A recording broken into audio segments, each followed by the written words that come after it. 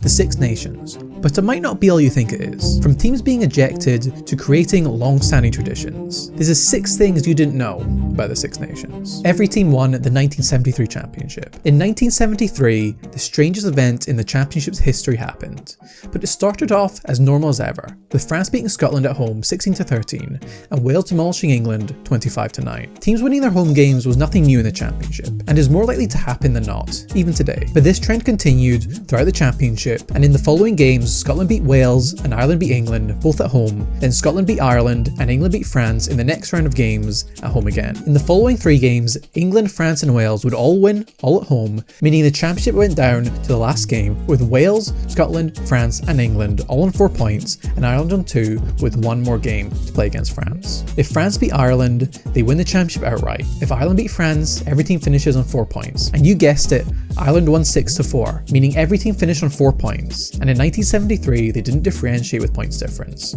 or tries scored or anything like that. Every team just won the championship that year, and I guess that means every team got the wooden spoon too? But this isn't the only strange championship to happen in the 70s, as it was preceded by another in 1972, where pretty much the exact opposite happened. The 1972 championship did not have a winner. The 1972 championship would kick off like any other. Back then the game started in January, with Wales beating England and Scotland beating France on the opening day, before a couple weeks later Ireland opening their championship with a 14-9 win away against France. But the day after, on the 30th of January, a horrific act of violence would take place in Northern Ireland that is known as Bloody Sunday. In this massacre, British soldiers shot 26 unarmed civilians during a protest in the Bogside area of Derry. 14 people were killed in this massacre at the hands of the British military, and many who were killed or injured were fleeing when the attack happened. The investigation by the British government at the time cleared themselves and the soldiers of any blame, accepted the claims of the soldiers that they were shooting at gunmen and bomb throwers.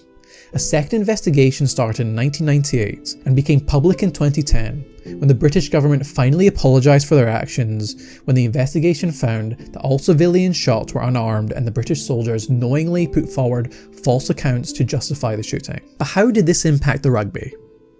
Feels kind of wrong to talk about rugby now, doesn't it? But anyway, Scotland and Wales refused to travel to Ireland due to fears during the escalating tensions due to the massacre.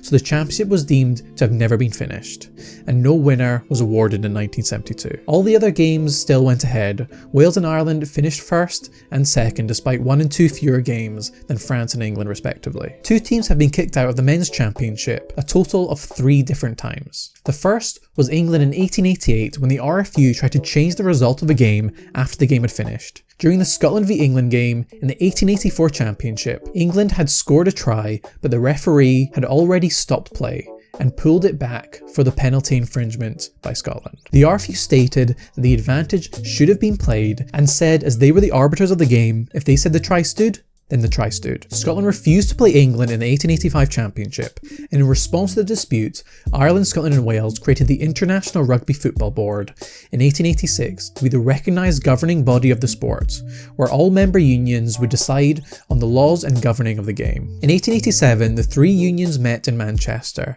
and wrote the first 4 principles of the IRFB. England refused to join the new body as they wanted greater representation than the other unions, and refused to recognise it as the lawmaker of the game. Due to this, Wales, Ireland and Scotland chose not to play England until they became a member and played the 1888 and 1889 championship without England. In 1890, England finally agreed to join the IRFB. The IRFB is now known as World Rugby and has 113 member unions and 17 associated unions. That wasn't the only time England has been kicked out of the championship, and some of you might even remember this one. In 1996, England signed a deal with B-Sky B to show all of England's 5 Nations matches for 5 years from 1997. Their Celtic cousins Ireland, Wales and Scotland were not best pleased with this, and carried out their threat to go it alone without England. France agreed to take part in the 1997 championship with them, but had the provision to play England out with championship matches. This championship had been agreed to last 10 years, and the other 3 unions refused to play England even out with the championship,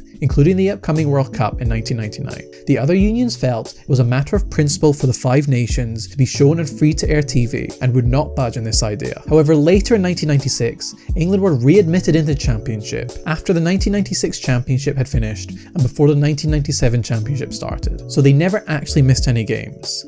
after it was agreed that England had no right to sell the TV rights individually, but also recognised the RFU had to abide by the agreement that they had made with B-Sky B, and the £87.5 million deal was appropriately split between the other nations, who also ensured that an appropriate number of games would remain on terrestrial television. But between these two incidents of England being thrown out of the championship, France also had a period on the sidelines in the 1930s. France had very poor results against the other nations during the 1910s and 20s, only beating England and Wales for the first time in 1927 and 1928 respectively. By the 1930s they had started to improve, but in 1932 they were expelled from the Five Nations over accusations of professionalism within the domestic game, and also for acts of violence on the pitch. During this time, many French players swapped to rugby league, and during the occupation of France and the creation of Vichy France in World War II, the French Rugby Union managed to convince the new Nazi-aligned government to outlaw rugby league, who were forced to hand over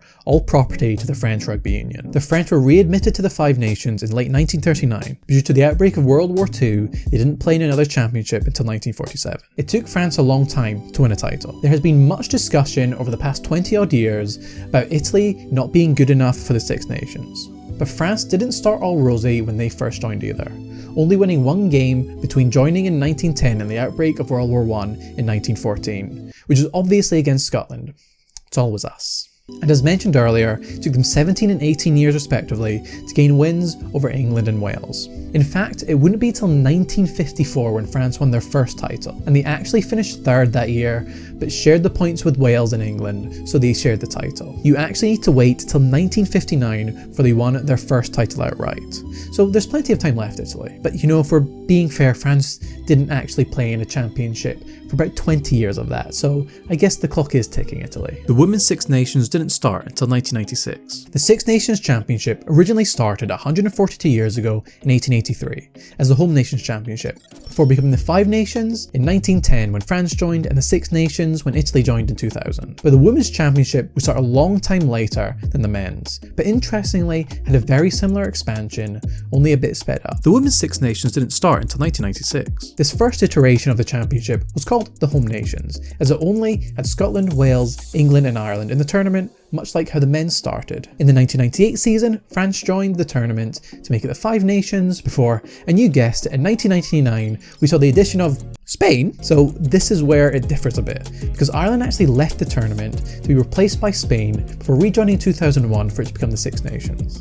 2007 the tournament was restructured to mirror the men's tournament, and Spain was kicked out to be replaced by Italy. Scotland's 1925 Grand Slam ball and strip. In 1925, Scotland won their opening game of the Five Nations against France 25-4. They would then play and win in two games against Ireland and Wales for their last game, a Grand Slam decider against England to be played in Scotland. But this game wouldn't be played at their usual home ground in Inverleith. This would be their first game at their new stadium in the Murray area of Edinburgh and would be dubbed Murrayfield. And this was no easy game. Despite Scotland's 16 tries of the previous three games, many still dubbed England as favourites, who had won 5 of 7 championships since 1912. 5 were put on hold due to World War I, and were on the hunt for a hat-trick of outright wins. But Scotland went on to beat England 14-11, winning their first ever Grand Slam and marking the grand opening of the new stadium with a bang. This was an achievement that wouldn't be replicated for another 59 years in 1984 under the stewardship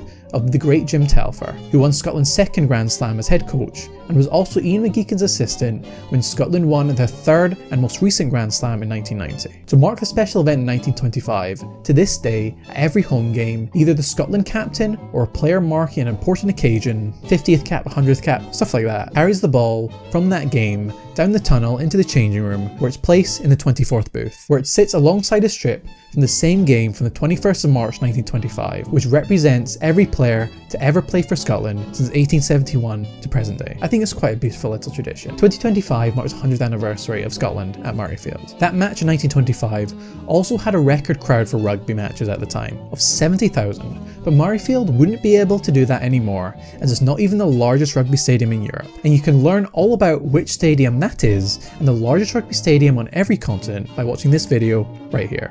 Thanks for watching.